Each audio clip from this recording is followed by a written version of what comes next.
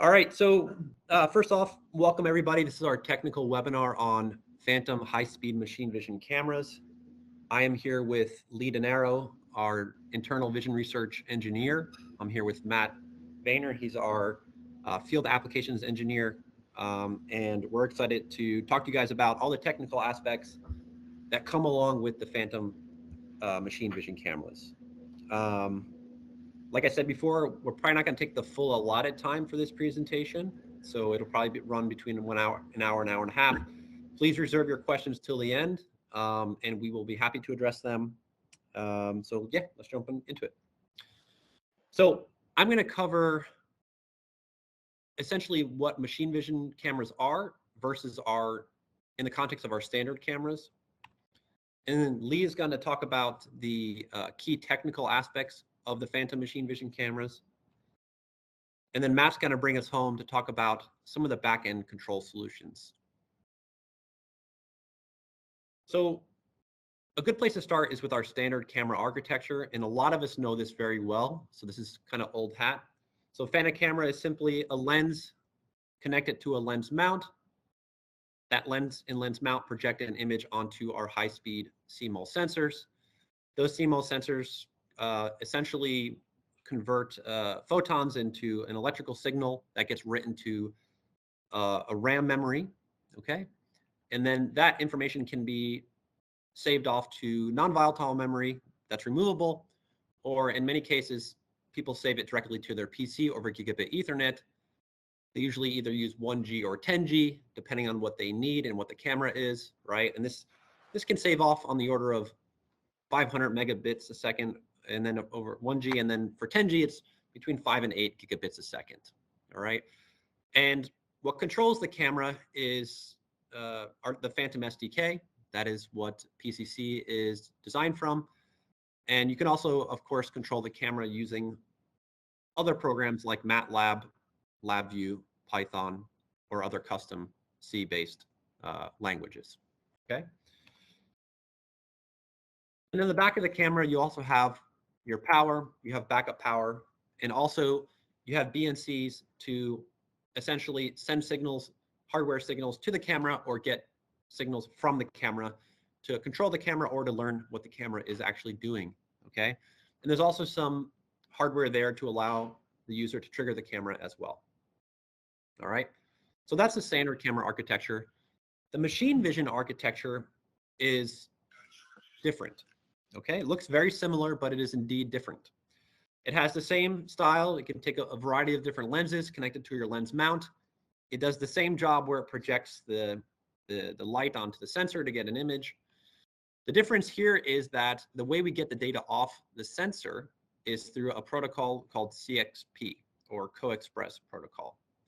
And Lee and Matt are going to talk a little bit more about how that works. But for now, it's important to know that that's the medium by which we get the data off the camera. And the key thing you're going to recognize here is that this protocol allows you to get the data off at the throughput of some of our mid-sized cameras. So for example, for the S990, which again is a 4K image at roughly 1,000 frames per second, you can pipe the data off out the throughput of that camera. So at 7 gigabits a second, right? So a massive improvement in terms of getting the data off the camera, all right? And then different from how people traditionally use our camera via the Phantom SDK, there's already an industry standard called GigE, which is essentially the interface by which we control these cameras, all right? So you have a backend PC, it has some memory, and then it's guided by the GigE protocols, all right? Now, the big difference here, together with the way we get the data off, is it has no internal memory, right? So it has no RAM that you're writing to. We don't have any removable, basically non-volatile memory and so on, all right? So all that data is piped off the sensor directly to your back end, okay? In this particular body, you know, it's powered the same way that the standard cameras are, all right? You can send and receive signals from the camera in a similar way, okay? One of the big differences, at least in terminology, when you're talking about machine vision cameras, is a lot of people who are used to the standard cameras refer to triggering as pressing the pickle switch or sending a single edge to the camera to essentially record it to the RAM. In the machine vision world, triggering is simply used differently. All right, triggering is essentially similar to your f-sync, right? Every time the camera feels a falling edge, it'll basically capture a frame, right? So triggering is just a little bit different in terms of how we term it. So what are the differentiators between machine vision and standard cameras? All right, because you no longer have that restriction of the RAM size in the camera, and it's completely dependent on your back end, you can do long record times because the user can put as much memory as they want in their back end and thus record for as long as they want, right? It's not uncommon that we see people record for tens of terabytes to their back end. You can also do real-time analysis, all right? So real-time analysis, that term is very loosely used, all right? So when we discuss real-time analysis, what we mean is that that data is available immediately, okay? So as you're taking pictures, it's being piped through the CXP, and the user has the ability to immediately process that data, okay? Whereas in the standard cameras, that data has to be stored on the RAM buffer, all right? It goes there first, and then it must go through the GigE interface, which, as you saw, was quite throttled in terms of the throughput off the camera, and then it gets saved onto your PC, and then it's processed. So you're eliminating a lot of steps in between the camera and the back end, so you can do real-time analysis. And Matt has an excellent example of this at the very end of the presentation. Same for this, right? So because you have access to the data, the image data very quickly, you can design code to do real-time feedback loops. So let's say, for example, you have an event happen, which you want that event to do something else, right? And let's say, for example, Matt's going to show us an example of this at the end, but let's say that you're rotating something very quickly and it slows down, and you wanted to, do something once that thing slowed down, right? You can write code to automatically do that process to create an immediate action. All right. Some other differences is that, because there's less boards on the camera, and you're just you don't have to have as many internals. The camera size is smaller in one dimension, so that is a benefit for many applications. The smaller machine vision cameras, the little S210 and 200, even the N5, they're passively cooled, so there's no internal fans. And these cameras are very amenable to OEM applications. All right. So we have a lot of folks very interested in embedding them into instrumentation and to essentially introduce them into the workflow of different devices and so on. Again, I'm not saying that our standard cameras can't do that. Just the machine vision cameras are kind of traditionally designed to do that, and they work better that way. Okay. As I mentioned before, there's no direct saving, or there is. You can essentially buy a back end to do direct saving to non-volatile memory at max throughput. So you can dump all that image data very quickly to a back end and have it protected, right? A lot of us have kind of anxiety when you record a very expensive shot. It's sitting on the RAM and you have to wait for it to download off, right? And if someone pulls the power, or maybe a frag hits the camera, you're out of business. Your data's gone, right? And that's a tragedy. In this case, a machine vision camera, you can record the video in real time, dump it in real time, and have it saved and safe in the back end, right? Which is very appealing to a lot of folks. All right. So, what is the traditional machine vision workflow that we all kind of understand? Okay. So, machine vision cameras traditionally use cameras or sensors together with different types of hardware and software algorithms to automate complex or mundane inspection tasks. Things like positioning, identification, verification, doing measurements, flaw detection, and so on. In the schematic on the right, you can see a camera set up. You have a conveyor belt process. You have an object going past the camera.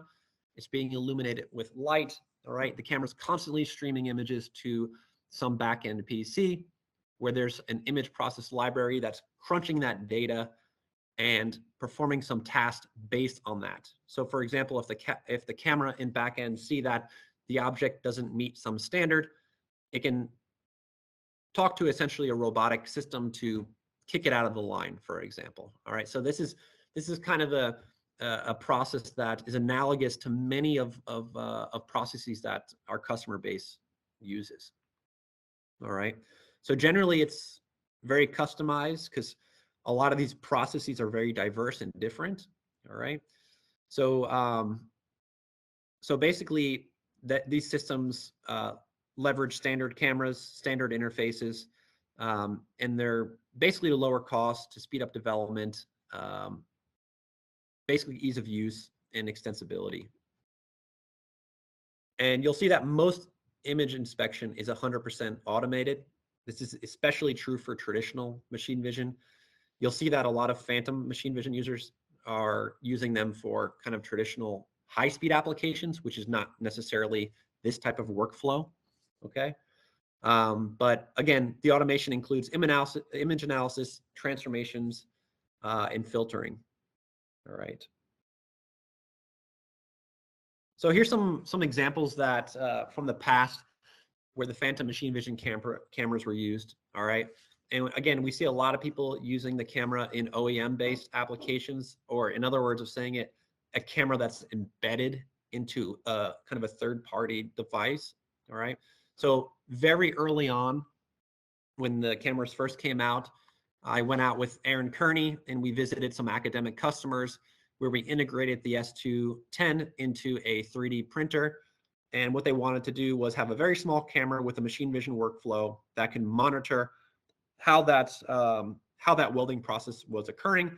And in this particular instance, they were interested in looking at how these microparticles moved during the welding process. All right, so that's kind of an embedded example of how they would use the camera. Another example is high-speed image cytometry. Image cytometry is essentially taking pictures of individual cells as they flow through a microchannel. All right, this is a very popular application for the phantom cameras. All right, so Spikeatech, who we'll talk about a little bit more later, they have an excellent software called CytoTracker, and what it does is, as it flows cells through a channel, the software immediately detects that the cell is flowing, and it essentially takes a picture of it. It analyzes the size, shape, opacity, color, etc. of that cell, which is exactly what a lot of customers want to do. All right, so this is currently a turnkey software solution for doing this type of process. We also see a lot of people interested in fluorescence imaging. So that's in other words, fluorescence is a low light imaging technique, just because a lot of the fluorescence applications, the cells only emit a little bit of light. And as you know, at high speeds, you need to go very fast, right? And you have very short integration times relative to the amount of light you get. So Lambert Instruments, they integrated the camera into their workflow, so you can control the machine vision camera and the intensifier all at once, and do high-speed fluorescence imaging using this system. All right, we have folks doing high-speed inspection of circuit boards, wafers, chips, and so on. Okay, they're replacing a lot of their slower cameras because time is money. So the faster they can run their systems, the faster they can ramp up their production. And as you know, with all the chip shortages and the competition in this segment, it's very important area for us. Motion reporting and kinematic analysis. We have an academic customer just recently asked us to install an S210 into a device that has a rotating cylinder.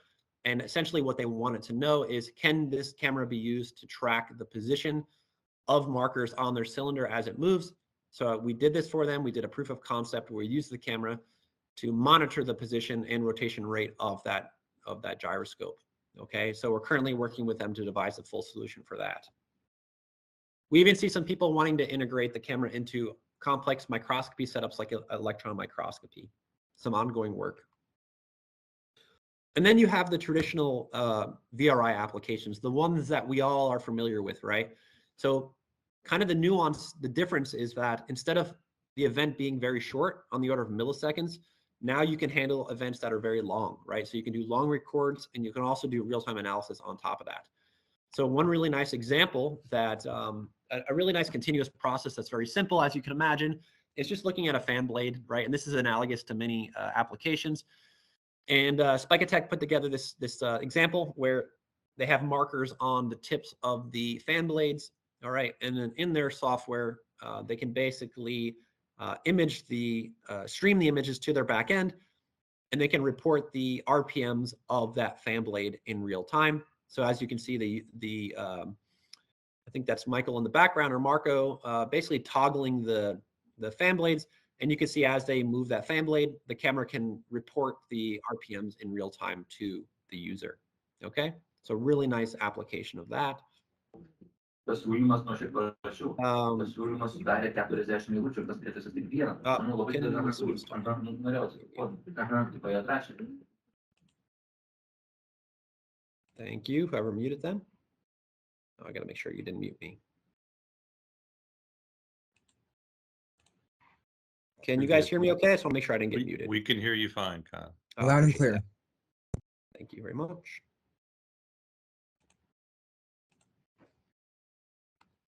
Okay, so getting back into it, another really beautiful example is vibration analysis. So this is a very popular area that has kind of lacked a full solution. All right, so a really nice example is Spike put together an application where you can just point the camera at something that's vibrating, for example, a speaker. That speaker was set to play some music, all right, and the camera can automatically pick up the vibrational information from the speaker, and you can display FFT plots of that in real time to the user. And very interestingly, what they did is they could play that music back from the data collected by the camera, and then produce music back from the camera. All right. So you can imagine different conveyor processes, and they wanted just to monitor it in real time, right? They wanted to keep a record of how it performs for long periods of time. You can even take it one step further and take that data and put it into the DIC processes that we understand and do digital image correlation analysis. So I just put this data into MATLAB just to show that you can do full field strain mapping of that process as it's going. All right. So all the files, all that data is essentially just like you get in a standard vision research camera. Okay. Some other areas that we see people using the cameras in, I don't have any examples because I'm not allowed to share them, is people use them for example, PIV. I think one of the earliest purchases for the camera was actually a real-time PIV application. We have military customers using them for sacrificial cameras, so putting them right next to an explosion, sacrificing the camera, and getting all the data protected in the back end in real time. We have people putting cameras all around stadiums and arenas and streaming them to a large back-end system, all integrated.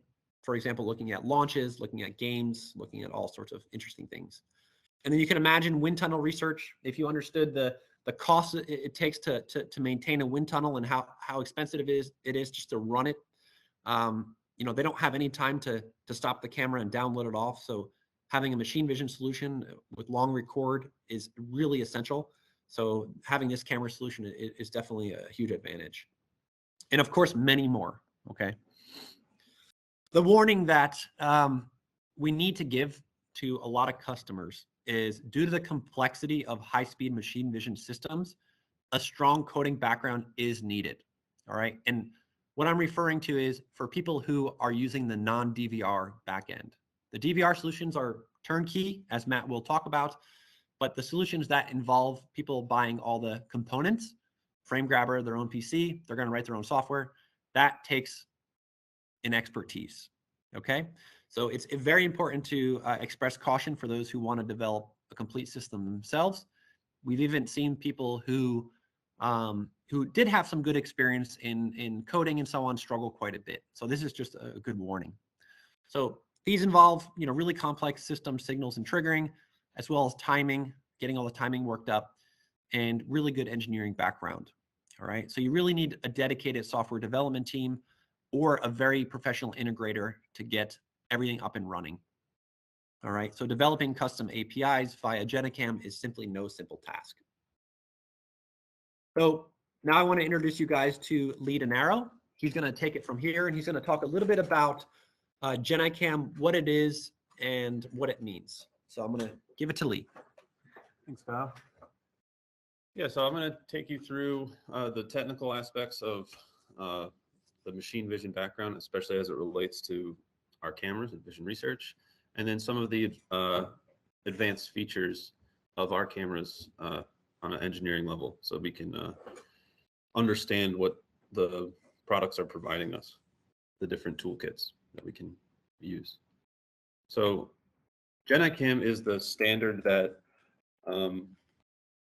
will define the configuration for all the parts of this machine vision system that Kyle's been talking about. So you have cameras and optics and backend PC cards, software toolkits.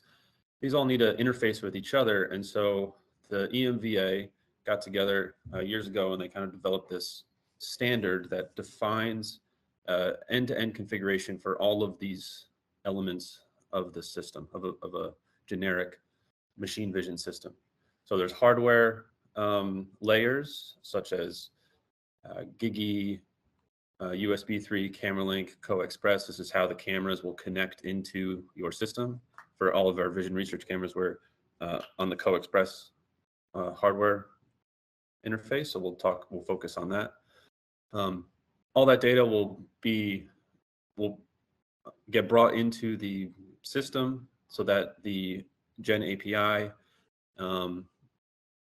can access that data both in read write, be able to stream information, frames, metadata, and have it all be accessible through software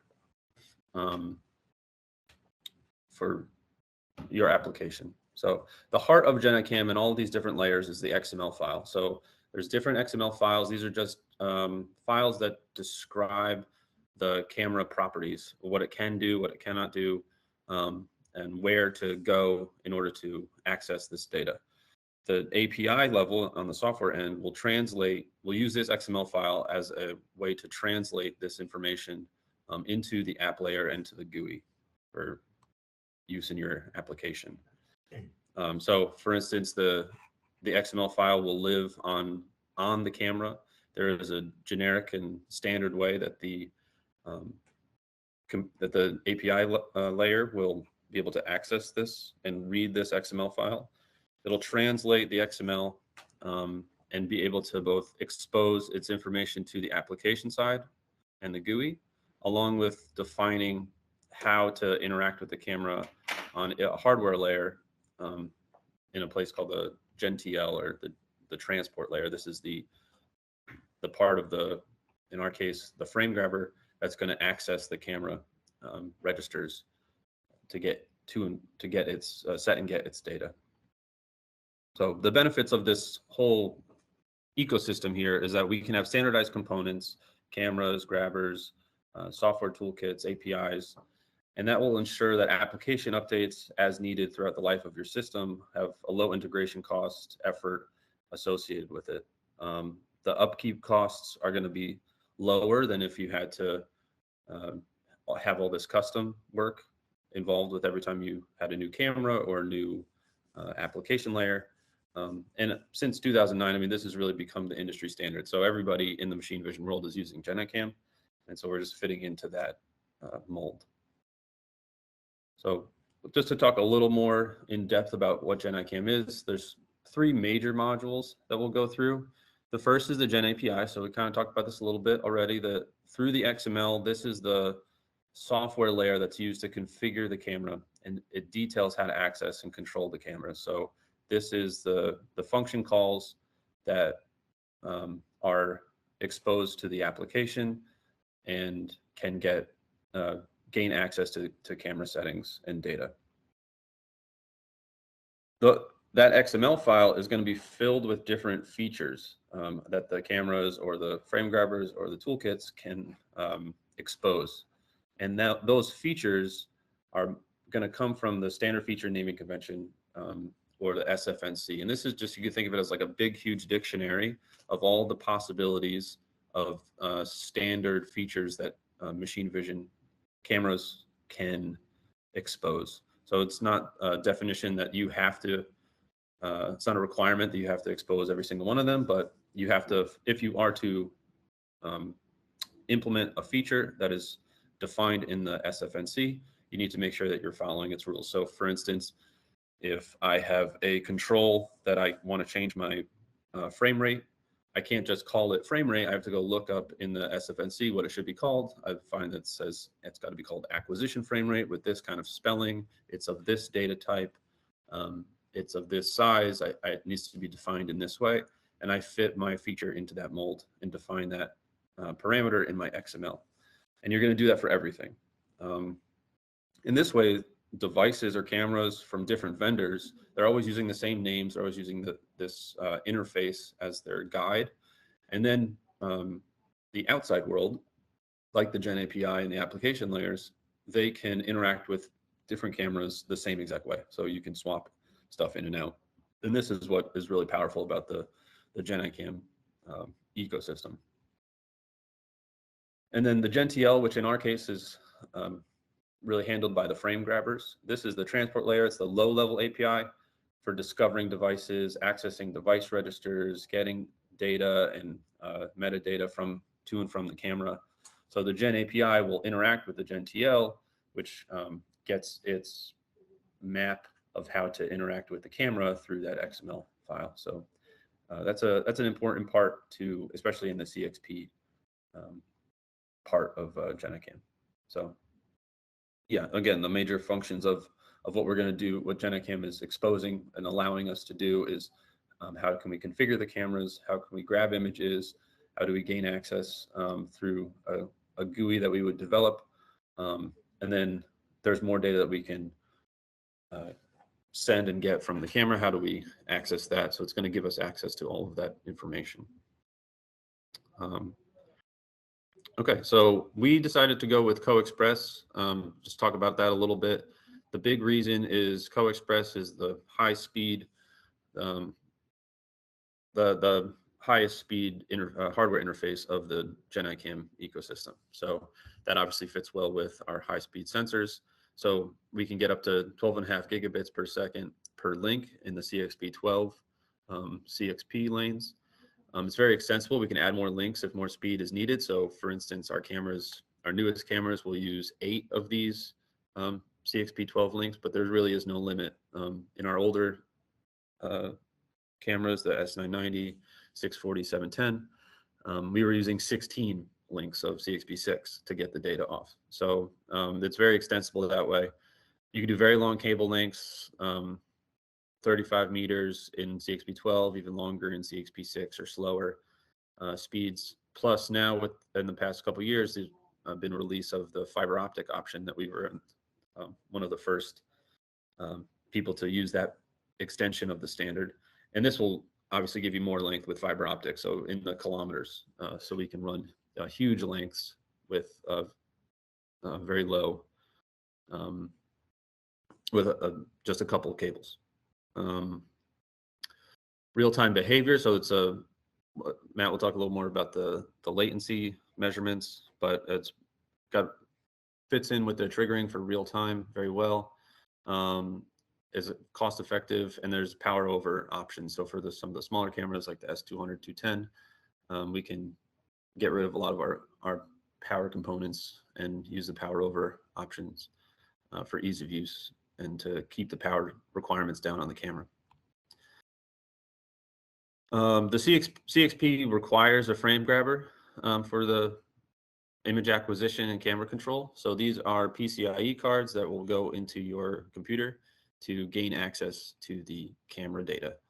In the picture to the side, I am showing an example of the S990 where we have the 16 links. So 4 banks are being connected to 4 different banks of the coax link octo cards. So you can see these 16 lanes are going into these 2 unique cards. This is how we can get all of our data across for real-time analysis. This is important for us because instead of just piping it over interface like USB or GigE, we can leverage the frame grabber cards to enable us to have high-end hardware access to our data, so we can do image analysis and acquisition and have low-level access to our memory management all through this, which wouldn't be as accessible if we were just running it off your CPU. So these are very powerful tools in the high-speed machine vision application. Yeah, and like I said, one of the newest features of the CoExpress standard is moving into the CXP over fiber, which is huge for us. So these 16 cables in copper, with an upgrade to our camera and an upgrade to the standard, became 2 single cable banks of 40G Ethernet. So it's QSFP plus speeds. It's but it's the CXP standard over those standard 40G Ethernet components. So it's very cheap and available, these components, and it makes the setup of our camera much simpler and easier to use. So just a quick overview of our lineup and how we've been transitioning through it over the years. So our first generation, we have 2 flavors: the high bandwidth body, which is the S990, 640, and 710. So there's 16 CXP6 cables in order to get the full bandwidth that you can create, and these are split into 4 sub devices, or what we call banks, and you can configure running in 1, 2, or 4 banks for these cameras to get the throughputs that you need. There's 9, 4, and 1 megapixel versions. These have external power, fan, GPIO, and they're a little bigger to house the components required for these sensors.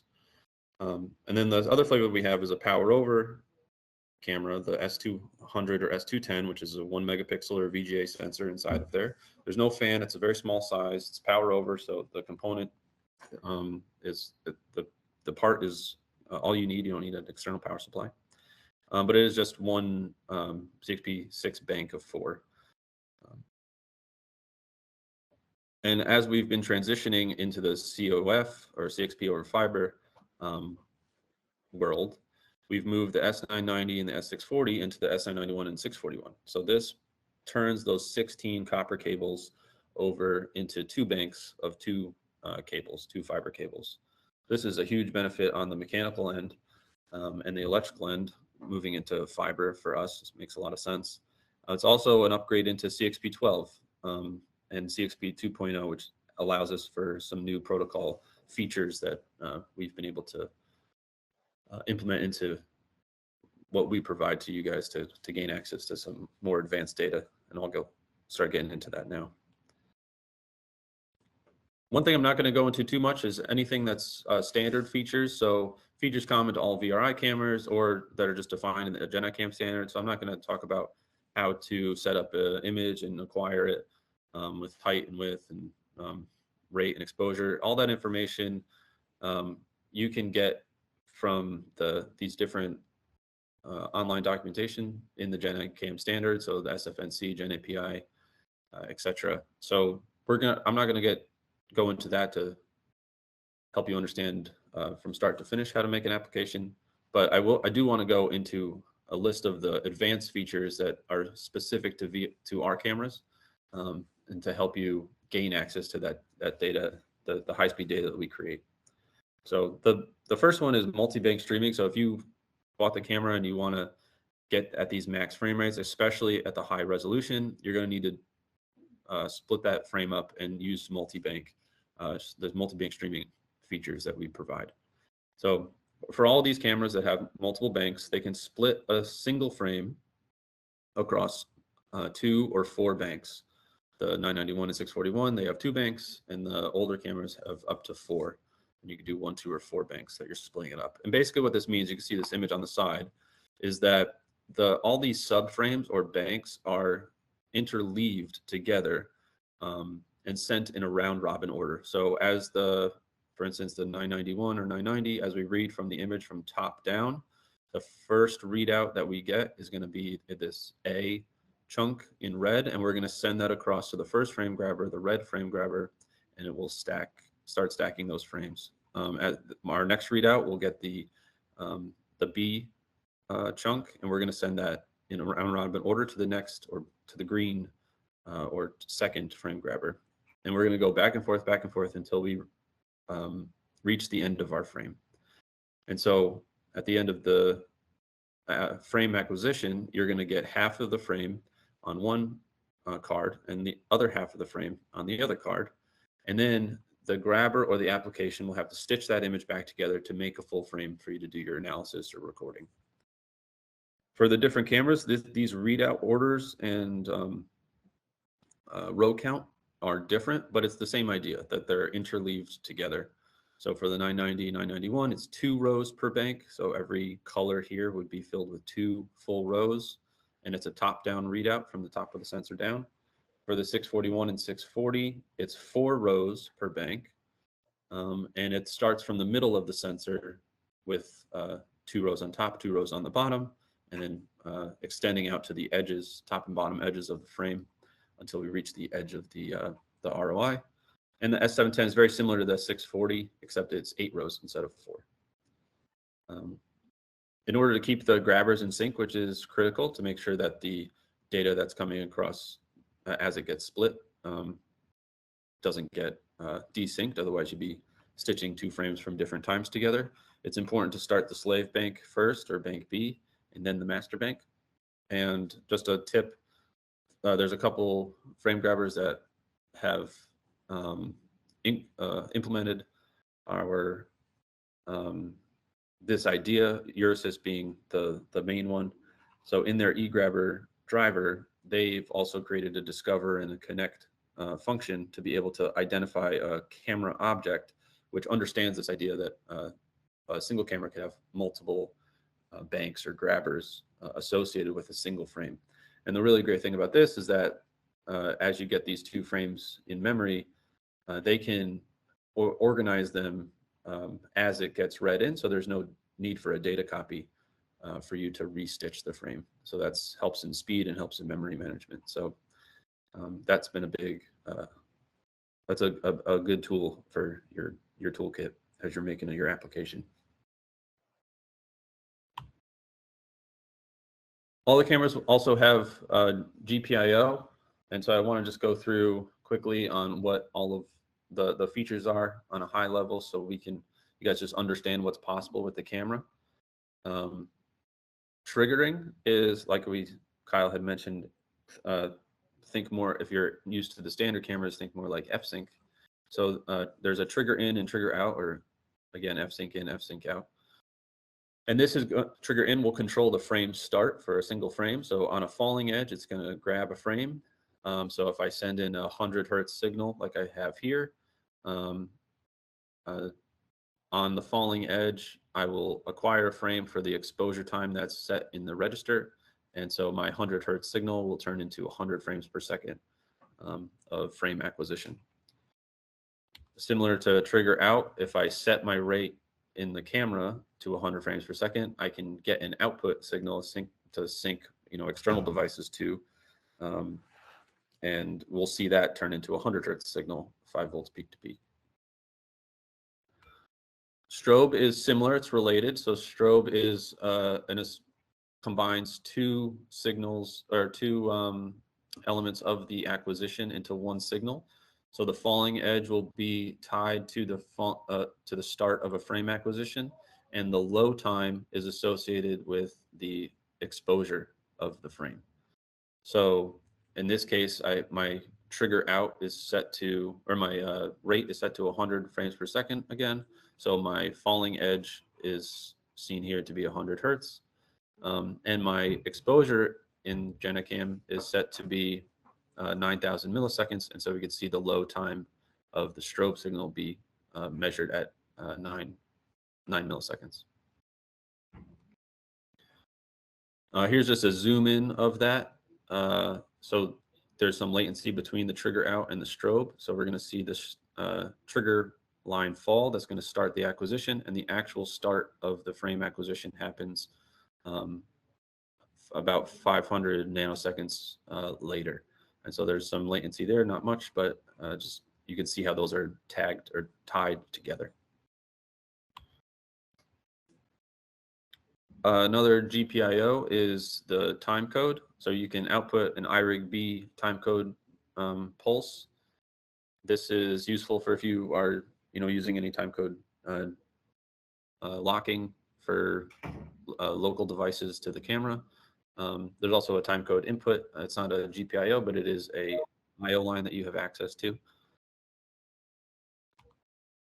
Then there's some logical GPIO functions, which I'll talk about now. So ready is one. If we're going to start a stream or stop a stream, you'll see if you have the ready IO configured, you'll see when you're streaming, the line will go low, and when you're not streaming, the line state will go high. And so this will, if you have something to, again, in your local to the camera to access, to sync to being in a stream state versus not, you can use the ready signal.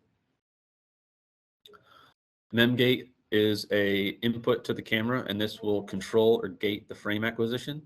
So you can see here, I'm internally synced at 100 Hertz, and you can see my trigger out pulse. But when memgate is pulled low, I don't acquire any frames. It isn't until I let it go high that the frames are allowed, the acquisition is allowed to start. So you could start acquisition, but have IO or electrical control over whether or not the frame acquisition is, that frames are being acquired.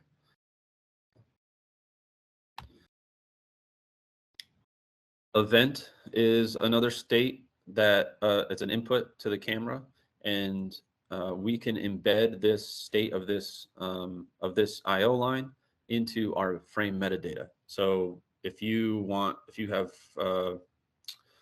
let's say you're doing a long record, but you have some light curtain and you want to know when the object that you're trying to shoot is in range or in frame, and you can use an IO line to control that or to identify that, then you could tag those frames with an event bit, and maybe don't analyze frames without the event being high.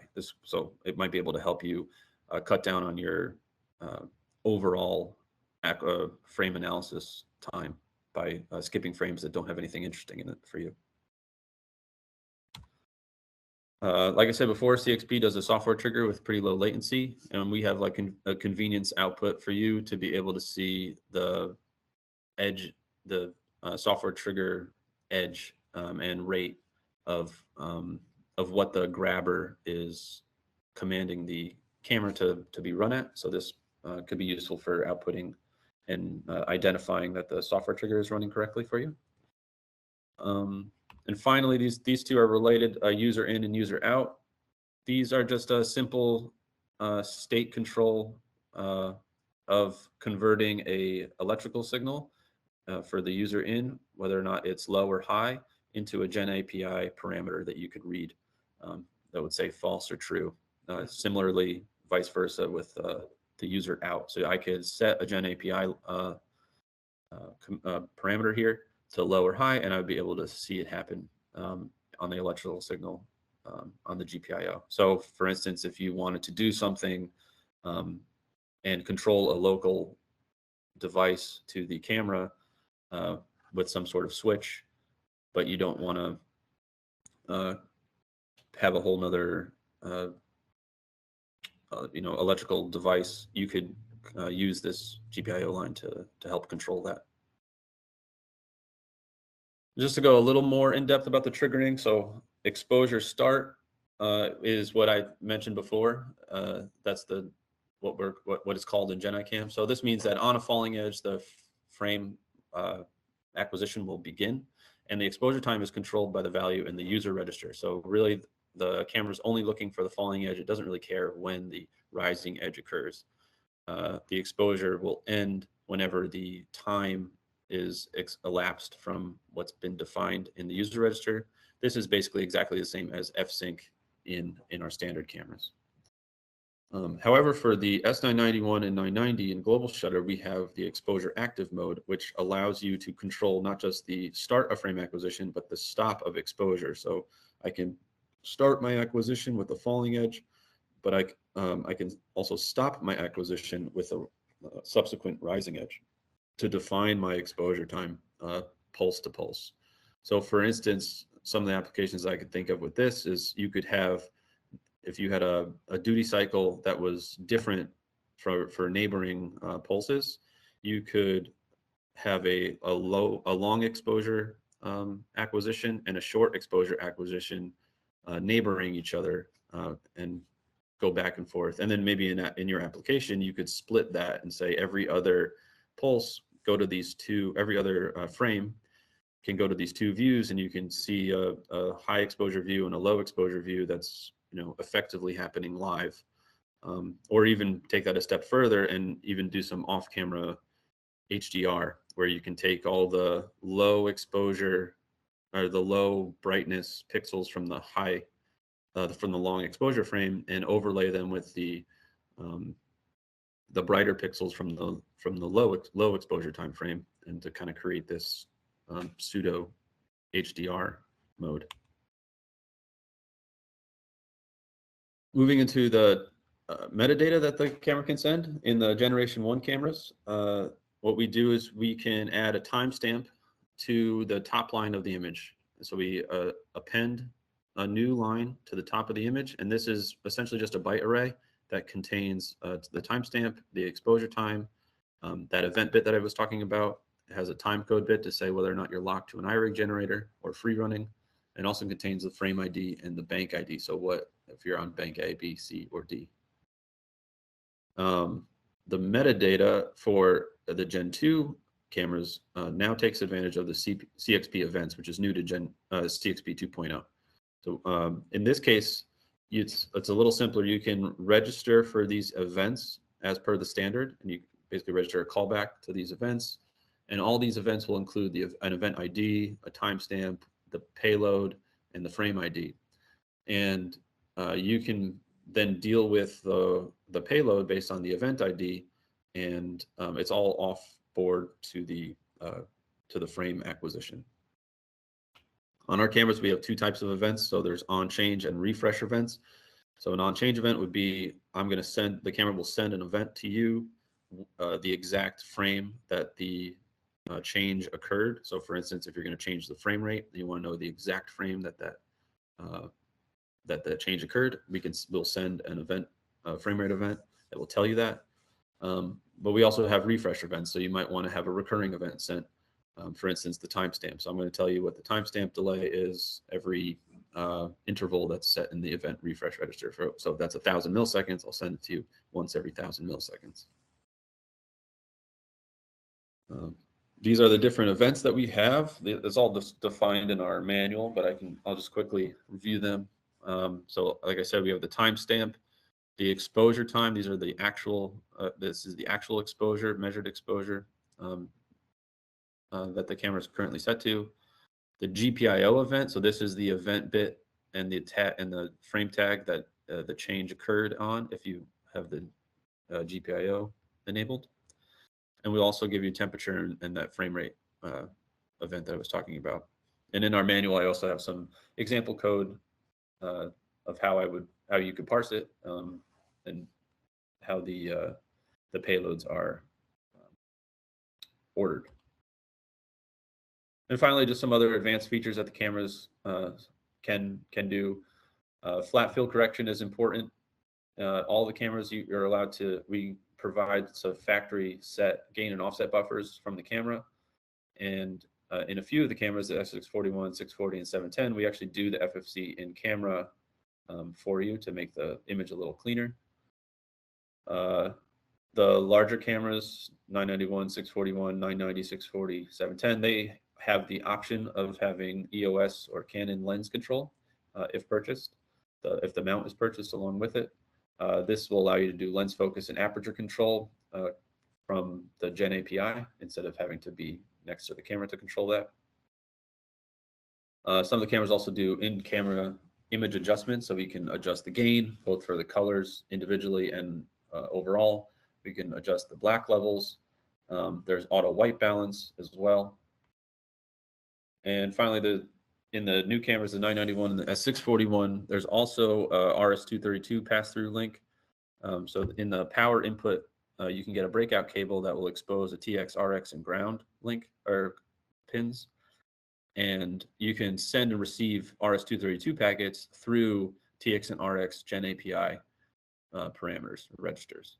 And so basically what this means is that you could have a RS-232 controllable device local to the camera, connect that in through the breakout cable, and then be able to send and receive packets through those registers.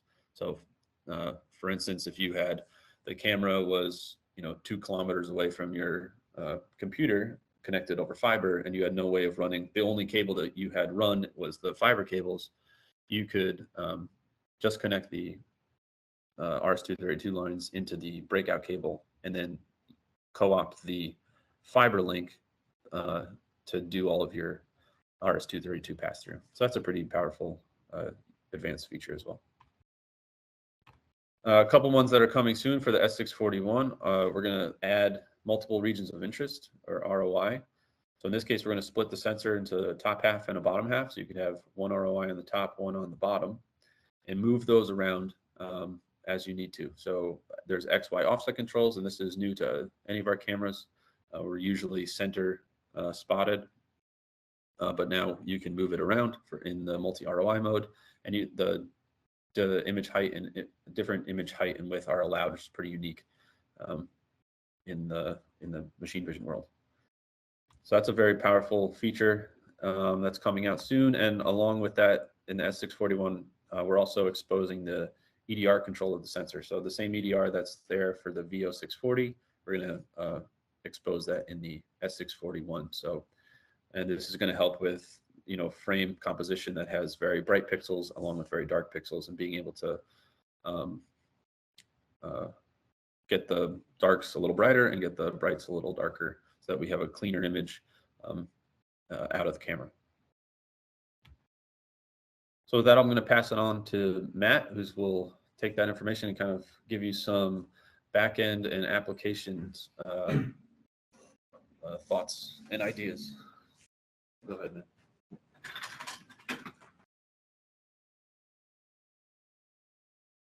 Hi, hello everyone.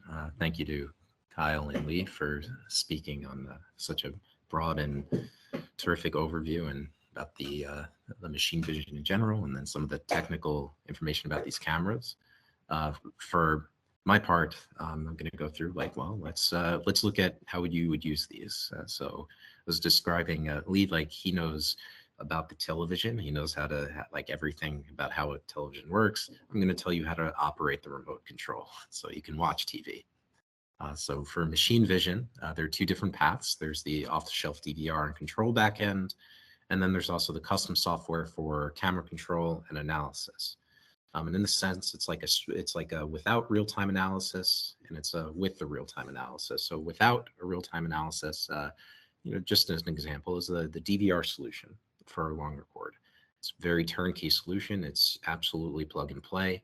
There's great software that typically comes with these DVRs. There's thresholding options, iRig timing, very standard transport layer communication, USB or eSATA, and probably about 30 terabytes of storage. And then on the other hand, you have these sort of custom backends for machine vision. These stream data through the frame grabber card. The frame grabber, it's integrated with your user-defined PC. There's custom image processing code that can be developed. Processing can be done on the fly in real time, and the data can be buffered and saved, such as so it can be buffered and saved, or it can be directly saved to the SSD, depending on the throughput. So just an idea of the flow of data. So of course we start with the camera. Here's your GPIO and power. And then the transport from the camera to the frame grabber. There are 2 major standards. There's CXP, copper or fiber. Well, CXP is the copper, and then there's CXP over fiber, which is the fiber standard for transport. Here's your frame grabber. It's inputted into your motherboard, a PCIe slot, and then you have your PC backend. So this would be the second example from the slide we saw before. That's your custom machine vision solution, or I guess even without machine vision. This is just one way to do that. Or you can just replace your frame grabber motherboard with the DVR and then hook up your DVR to your PC backend. So let's start talking about some of the components here. So the first component, one of the transport options we have here is Co-Express. It's a copper coaxial cable, CXP6 or CXP12. The latency minimum is 1.7 microseconds, plus or minus a 10 nanosecond jitter, less than 10 nanosecond. Impedance, standard 75 ohms. The recommended cable length, 40 meters for the CXP12, 60 meters for the CXP6. The reason why it's so slow is just standard attenuation in your coaxial cable. For the throughput, you can kind of see why it's called CXP12 and CXP6. The CXP12 is 12.5 gigabits per second. CXP6 is 6.25. And of course, there's power over available to these cables, as Lee mentioned before. So here for Co-Express, it's a very mature technology. It's basically compatible with all sorts of image sensor formats.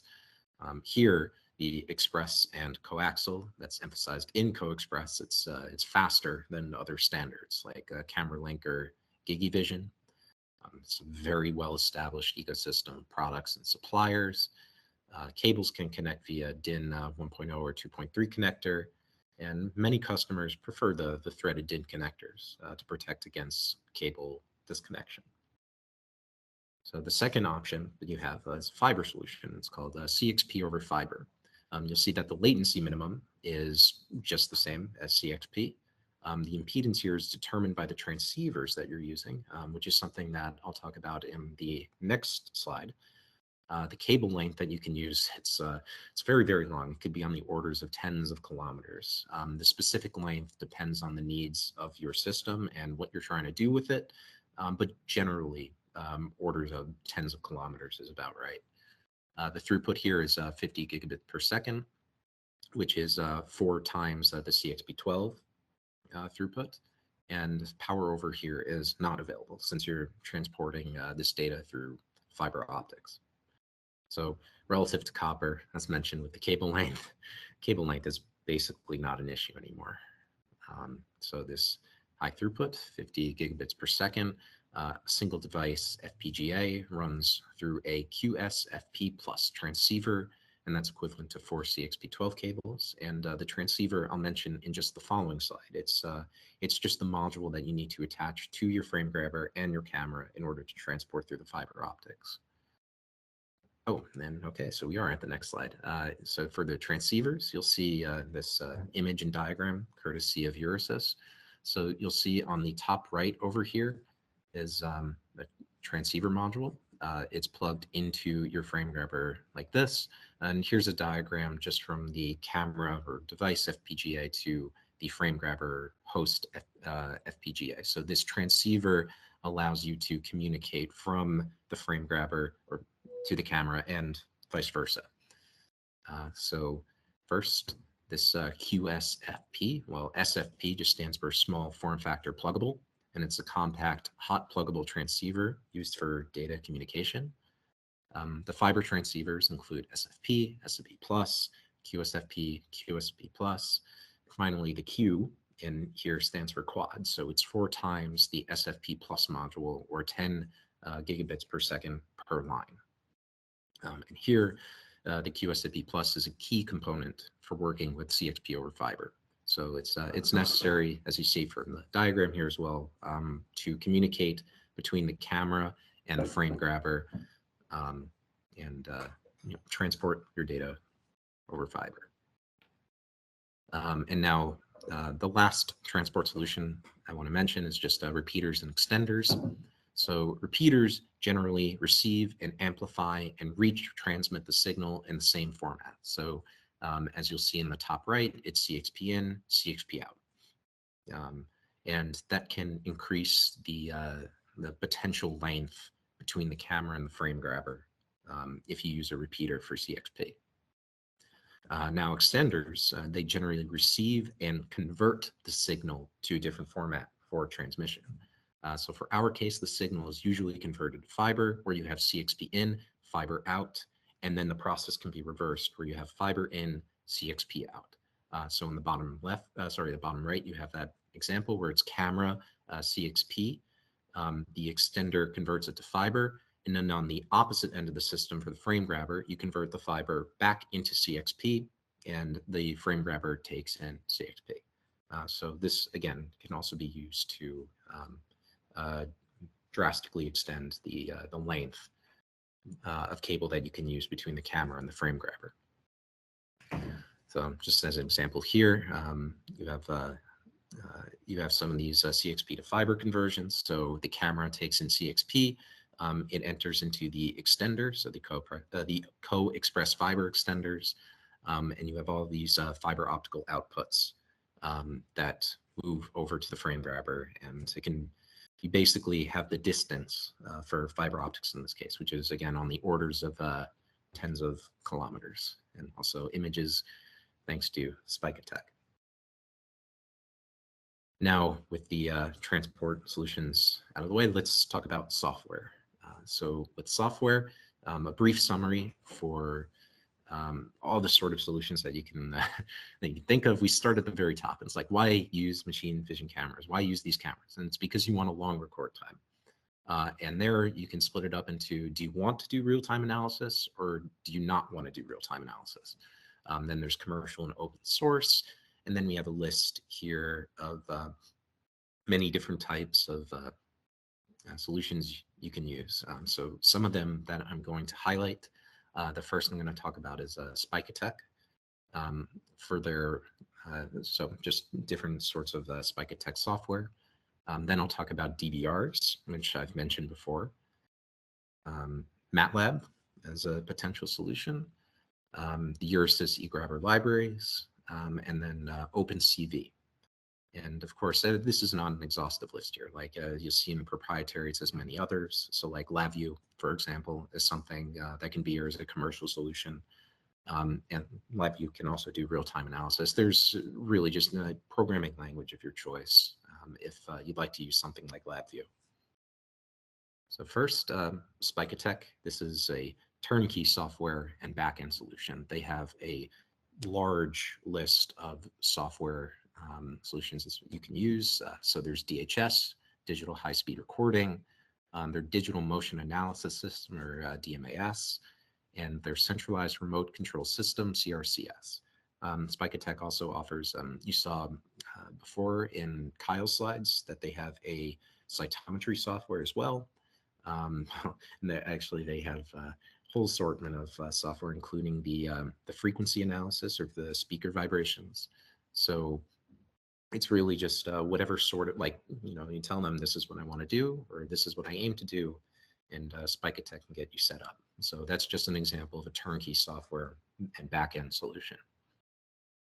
So now talking about DVR. So DVR stands for Digital Video Recorders. Here I'm using the IO Industries Rodeo and their StudioCap VC client. And the DVR, basically, it's just an all-in-one streaming solution. You capture and store video footage for post-processing analysis. So here you can get an idea of what the UI is for the IO Industries Rodeo. It's their StudioCap VC software. Right now I'm streaming images from the scenic Wayne, New Jersey parking lot. And so here, specifically for the IO Industries Rodeo, it has a max of 12.5 gigabits per second per link, maximum of 25 gigabits per second total. And here it has a 1,920 gigabyte capacity. So that means like you can just store, as in like on a spooler, all of this data, and then once you're done with it, it's like, okay, that was good, and then just export it to your own memory. It's a really, keep using this word, but it's true. It really is a turnkey like all-in-one streaming solution, anything that you'd want to do, as long as you don't want to do real-time analysis. And like, oh yeah, we'll analyze it in post. This is perfect for you. You can also use MATLAB. So I'm also someone that's very familiar in academia and research. I come from that sort of background, so a lot of people use MATLAB. And MATLAB, it's a programming and numeric computing platform. It's used by engineers and scientists to analyze data, develop algorithms, and create models.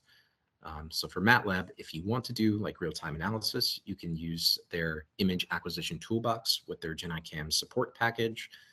Or if you just want to do post-processing, you can import your video data into MATLAB and then write in the MATLAB environment for whatever you'd like to do. So just post-processing analysis in the MATLAB environment. It can offer any sort of thing that you'd like to do. So real-time with the image acquisition toolbox in the GenICam support package, or just post-processing where you import your video data. So here, I'm just mentioning the Euresys eGrabber Studio and its libraries. There's a diagram over here, just shows you the hierarchy for how the eGrabber Studio and libraries are built. And of course, it's only compatible with the Euresys frame grabbers, but it's an example of the sort of proprietary software that and libraries that you would get with any sort of frame grabber that you buy. So I mentioned this because it's pretty versatile. It's compatible with GigE Vision cameras as well, and Co-Express cameras. The recorder pane gives access to image recording with an optional eGrabber recorder library. And I think also something I'd like to mention too is that the eGrabber Studio software, so Lee mentioned with GenICam, like the software here gives you a very user-friendly way to interface with the Gen API. So you see a list of all the parameters possible, and you input or just receive data from whatever's set in the Gen API. So, and this is just an example of the proprietary software that you would get with your frame grabbers. And here it's also compatible with Windows, Linux, and Mac OS. So now the example I want to show, and why I mentioned the eGrabber libraries, is because recently I've been working with OpenCV in Python and with the Euresys frame grabbers. And what can you do? You could do virtually anything you want. So here on the right, just an example of the libraries and modules that I'm importing into Python. So I import the eGrabber library here, that's underlined in red, and then import CV2, which is the OpenCV library. And the OpenCV library is it's a library where you don't really have to reinvent the wheel. That's kind of the purpose of it here. So like if you want to do template matching, for example, if you want to do cross correlation, if you want to, or really any sort of like a machine vision algorithm, well, there's a routine for that. So you would use the CV, you would use CV2, and there's literally a routine called match template, and you input your template image, you input the general image that you want the algorithm to check for the template. It gives you a score, and then you can tell it like, okay, now draw a rectangle on where you think the template is. So no need to reinvent the wheel. You can use the OpenCV libraries to do that. But even though you don't have to reinvent the wheel and you can virtually do anything you want, something Kyle also mentioned before, you have to know how to program. The part of the warning that Kyle mentioned before, you need to know how to program. But if you do know how to program, this is an incredibly versatile and powerful tool that you can use for really anything that you want to use, either if you want to do real-time analysis or without. So I think I'd like to sum everything up. I'll give you a specific example for how you can use everything that's been introduced here for real-time analysis. So first, of course, you start with your camera. Here I'm using CXP over fiber to interface with the frame grabber in the motherboard. Here's your backend. And now you have a feedback loop where the frames from the camera and the frame grabber are being analyzed in OpenCV and Python with this sort of purple feedback loop. And this specific example, I'm going to say, okay, if you can write some logic where, okay, if something happens, do something.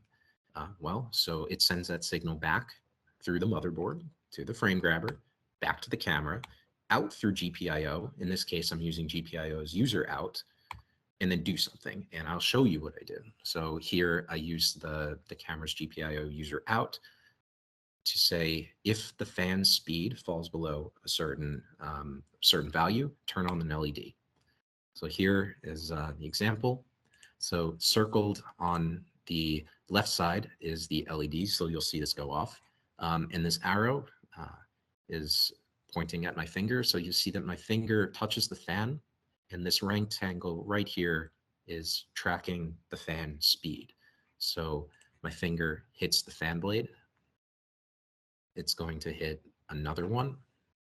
And then just as it's about to hit this third one, the LED here will go off. So just as it hits that, LED goes off. So me hitting the fan blades 3 times gets the LED to go off. And the way that I did that is I track this, this rectangle. Again, I have the logic set up. So if the angular speed of this fan, so basically if the Euclidean distance of this bullseye dot falls below a certain value, set user out to high. And that rising edge triggers the LED, and the LED will turn on. So here it is, closer to real time, not quite real time, but a lot closer. It'll give you an idea of like how fast this this sort of feedback loop is. So don't blink and you'll miss it. So it's very, very quick. So here again, finger strikes and the LED turns on almost imperceptibly immediately. If you do the math for how many frames it takes for my finger to strike the fan to the LED to turn on, it's 16 milliseconds. But that's not a latency. That's just the way that I coded it up in the logic. I didn't want any false starts. And okay. So, and then the last thing I'll talk about is some future applications development. So you can have real-time open source demo development for first multicam synchronization and tracking, kinematic analysis of dynamic motion. So, you know, your typical observables like position, speed, acceleration, vibration. Also something that we're really excited about here, spectroscopic analysis. So combustion emission, explosion emission, plasma emission analysis. And then finally, your hyperspectral imaging. So just some things that we're working on here. We're really trying to break into all of the ways that you can use spectroscopic analysis to analyze your systems, because what's better than light to analyze something? You know, you look at it and you're not interfering with the system. You don't disturb it in any way. You look at it, you get the information you need. It's the best way, in my opinion. So yeah, just let us know if you have any questions. For any future technical questions, you can reach me at my email here. And yeah, thanks for listening. Great, thanks, Matt. I'm going to go ahead and open it up to any questions you guys may have.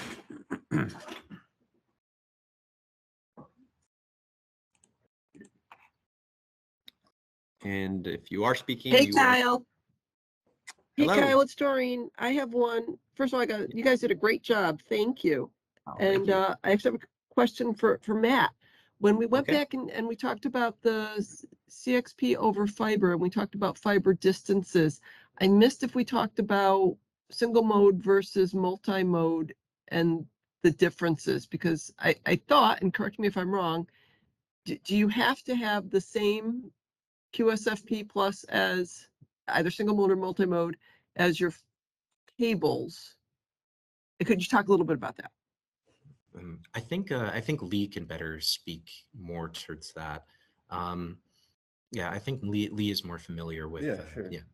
Yeah. So the cool thing here is the transceiver that's the element that's changing the light into electrical signals. And so you actually get to, with the way that this is set up, you can actually choose the transceiver that's suited for your application. So for instance, if you're just in a lab scenario where your camera is right next to your computer, you only got to go, 6 feet. You can choose a multi-mode cable and transceiver pair. That's going to be cheaper. It's not going to go as far, but you don't need to go as far. And so that's an option for you. And if you're, in an arena test where your camera is miles away from your setup, you can get the extended range transceiver and cable set. Those extended range transceivers are more on the range of, hundreds of dollars per transceiver. But in that case, it's enabling you to access your data in your application that otherwise would be impossible. So the nice thing is that that's set up for you. It's very configurable, being that the transceiver is off camera. But yeah, the options are there. So as far as your Googling goes, what I would suggest is looking at QSFP plus 40G Ethernet, and then you'll see a whole litany of options. And as long as it's QSFP plus, it's going to work in our scenario. So the options are pretty wide ranging of what's available for you. Thank you. Yeah.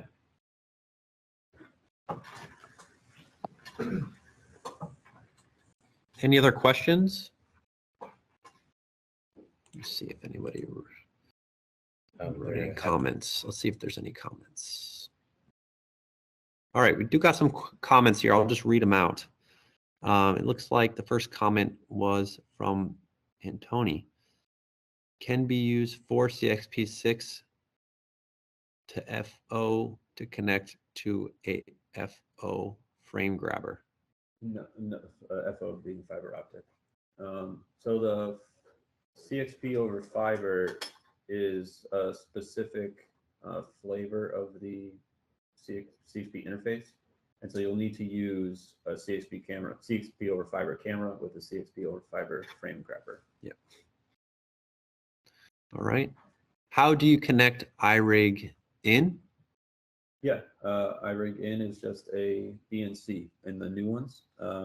The Gen 2 cameras, it's the same as the VOE back, if you're familiar. So there's a BNC dedicated for iRig in. For the Gen 1 cameras, it's a bundled Hiroshi cable, and one of the pins, or two of the pins there, are for iRig in. Great questions. Another question for Lee. Are the multiple ROIs on the 641 locked to the same settings, or can they operate at different exposures or frame rates? Sure.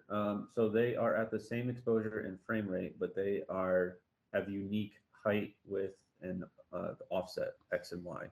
So it's still coming from the same sensor, so it's got to run at the same exposure, but we can split it up in such a way to give you access to move that ROI around your top of the frame and bottom of the frame separately, and also have unique elements. The cool thing about our camera is the fact that it has two banks. You could really emulate what looks like two unique cameras that have a half width resolution. So if, for instance, you had enough width in your optical setup to be able to duplicate your event that's happening, to have two events happening in parallel, you can almost make it look like you have, for the price of an extra frame grabber, make it look like you have two cameras. So it's a pretty powerful tool in your toolbox. Great questions. Really good questions, guys. Do we have any more? Can you double pulse strobe within a single frame to get HDR? So I think the question is, can you get 2 pulses per 1 f-sync? I think that's the question. Yeah, Gene? Within a single frame. That is correct. So if you have a 1 pulse or one f-sync, you do a long strobe and a short strobe within that 1 f-sync. Yeah. No, you can't. So, for instance, if you're going to do that off-camera HDR thing, you have to be okay with running at half the max frame rate. Okay. And the motion blur, associated with that. For the S641 though, we will shortly be exposing EDR, and EDR is on the sensor. So in that case, it's not quite this double pulse thing that you're mentioning, but there is this idea of having 2 exposure levels in a single frame. Right. Okay. No, EDR again. Yep. Thank you. Yeah, good question.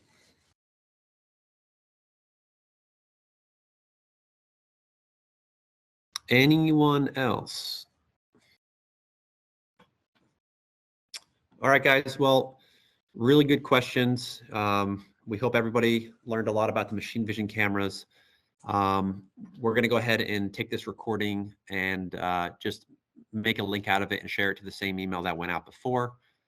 Again, if you have any questions, please send a message over to Matt. Be happy to work through it for you, and we'll help you out the best we can. All right. Hope everybody has a great rest of the week, and hope to talk to you soon. Bye, guys.